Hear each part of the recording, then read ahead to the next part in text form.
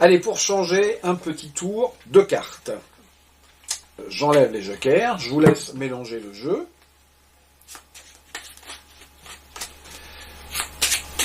Parfait. Allez-y, choisissez une carte, n'importe laquelle. Celle-ci. Montrez-la à tout le monde. D'accord. Et nous allons maintenant la perdre dans le jeu, comme ceci. Là. Toc. Là.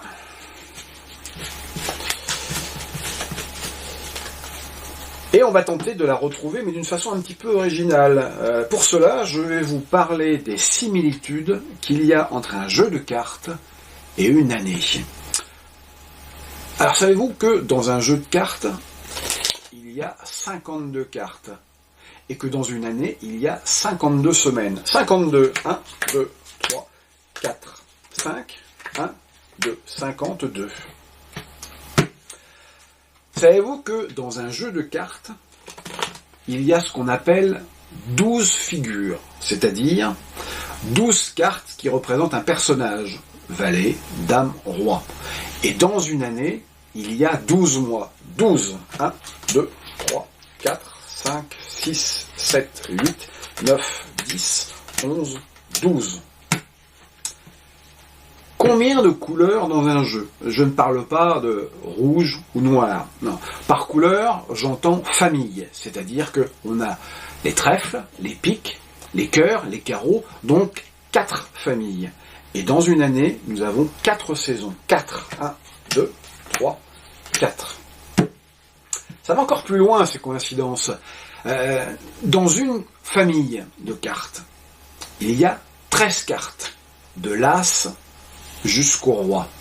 Et savez-vous que dans un trimestre d'une année, il y a 13 semaines? 13. 1, 2, 3, 4, 5, 6, 7, 8, 9, 10, 11, 12, 13. Mais alors là, le plus étonnant, c'est que si on prend un jeu de 52 cartes et qu'on additionne la valeur faciale de toutes les cartes, de l'as qui vaut 1 jusqu'au roi, c'est-à-dire valet 11, dame 12, roi 13, le total donne 364. 364. Et si on ajoute un joker, on arrive à 365. 1, 2, 3. 1, 2, 3, 4, 5, 6. 1, 2, 3, 4, 5. 365, le nombre de jours qu'il y a dans une année. Mais il arrive aussi qu'il y ait des années bissextiles, qui ont 366 jours. Et à partir de là, il faut rajouter un jour, et donc un joker. C'est pour ça d'ailleurs que dans les jeux de cartes, il y a 2 jokers. Alors, pour terminer, savez-vous que dans une semaine, il y a 7 jours? Oui, bien sûr. 1, 2, 3, 4, 5, 6, 7. Et hélas, pas de correspondance avec un jeu de cartes. Alors, vous me direz, mais où est-ce que tout cela nous emmène, dans la mesure où au départ, vous avez choisi une carte, et le but du magicien, c'était de la retrouver.